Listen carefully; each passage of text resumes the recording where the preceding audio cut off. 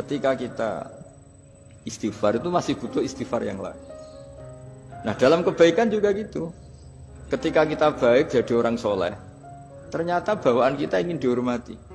Dulu sebelum kita soleh itu ya kalau di majelis di belakang nggak tersinggung, nggak diperlakukan khusus, nggak tersinggung. Tapi setelah kita soleh, setelah kita kiai, setelah kita dosen, setelah kita rektor, kalau nggak duduk di depan tuh kayak nggak diregani. Itu ya termasuk mental-mental yang kurang baik kalau dalam ilmu tasawuf. Justru setelah kita terpelajar, malah permintaannya aneh-aneh. Padahal agama ini hanya mengajarkan wa ma umiru illa liya'budu wa mukhlishina lahuddin. Agama ini hanya mengajarkan kalau ingin jadi orang soleh yang ikhlas. Kalau ingin jadi dosen, dosen yang ikhlas. Kalau ingin jadi guru, ya guru yang ikhlas. Karena biaya ndak ikhlas itu mahal sekali.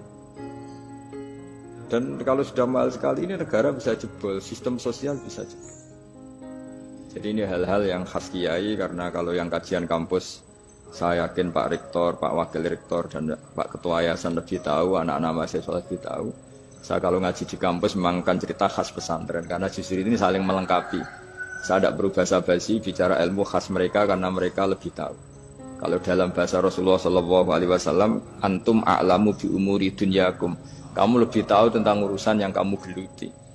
Tapi kalau urusan akhirat, urusan agama mungkin karena kita yang menekuni itu mungkin kita lebih tahu. Nah, di antara ilmu yang saya utarakan hari ini, sore ini bahwa orang soleh sendiri itu sebetulnya nanti masih ditanya sama Allah tadi. Kenapa kamu nyembah saya? Karena ingin masuk surga. Kenapa kamu nyembah saya? Takut neraka. Lalu kamu tidak hormat saya, kata Allah. Ketika saya tidak bikin surga, tidak bikin neraka. Akhirnya mereka sadar bahwa ibadah itu harus murni karena Allah Subhanahu wa Ta'ala. Bukan karena takut masuk neraka, juga bukan karena ingin masuk surga. Ya sama seperti kita mencintai anak kita, yaitu sebagai karena anak kita. Jangan karena anak kita ranking 1, anak kita kumplot. Lalu terus kita membiarkan anak kita saat ada anak kelas. Toh tetap anak kita. Saya mencintai suami saya karena dosen penghasilannya banyak. Lalu suatu saat kalau ada masalah di PHK atau ada masalah terus tidak suami kan. Makanya di sini agama itu sangat menyarankan kesejatian. Jadi dia suami kita, dia anak kita, apapun kondisinya.